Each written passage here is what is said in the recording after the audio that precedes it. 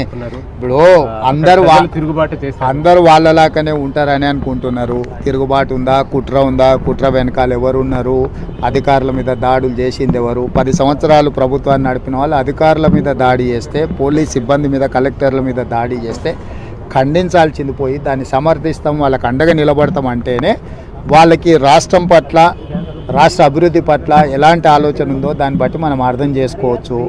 ఈరోజు కలెక్టర్ల మీద లేకపోతే ఇతర పోలీస్ అధికారుల మీద దాడిని ఎవరైనా ప్రభుత్వంలో ఉన్నవాళ్ళు కానీ, ప్రజాప్రతినిధులు కానీ ఎవరైనా సమర్థిస్తారా? మీడియా మిత్రులుగా మీరు సమర్థిస్తారా?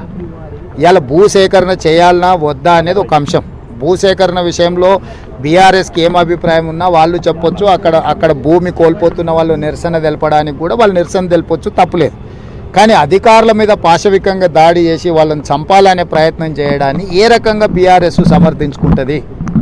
అంటే ఈ సంస్కృతి రేపు పొద్దుగాల ఇదే దాడి బీఆర్ఎస్ నాయకుల మీద జరిగిందనుకో, ఒక ఊరిలో వెళ్ళినప్పుడు అంతకంటే ముందు మాకు అన్యాయం చేసేది కాబట్టి ఇప్పుడు మిమ్మల్ని దాడులు చేస్తామని అన్నారు అనుకో, ఆ దాడులను కూడా బీఆర్ఎస్ వాళ్ళు సమర్థిస్తారా?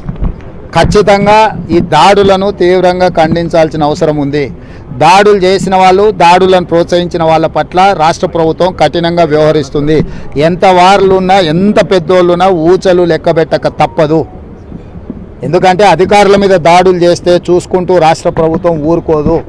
ఈరోజు రెవెన్యూ శాఖ కావచ్చు, పోలీస్ శాఖ అధికారుల మీద దాడులు చేస్తే మేము వాళ్ళకు అండగా నిలబడతాం దాడులు చేసే వాళ్ళకు అని చెప్పి ఈరోజు బీఆర్ఎస్ పార్టీ కేటీఆర్ మాట్లాడుతున్నాడంటే వాళ్ళు ఏమనుకుంటున్నారు?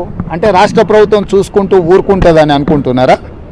రాష్ట్ర ప్రభుత్వం ఈ రకంగా దాడులను ఒకవేళ వదిలేస్తే ఈరోజు వాళ్ళని చేసి ఉండొచ్చు, రేపు వీళ్ళ మీదనే దాడులు జరిగితే ఆ రోజు చర్యలు తీసుకోమని అడగరా? ఈ దాడులను ఇట్లనే వదిలేస్తే రేపు బీఆర్ఎస్ వాళ్ళ మీద కూడా దాడులు జరిగితే కేటీఆర్ ఇదే మాట్లాడతాడా? కాబట్టి దాడులను సహించము.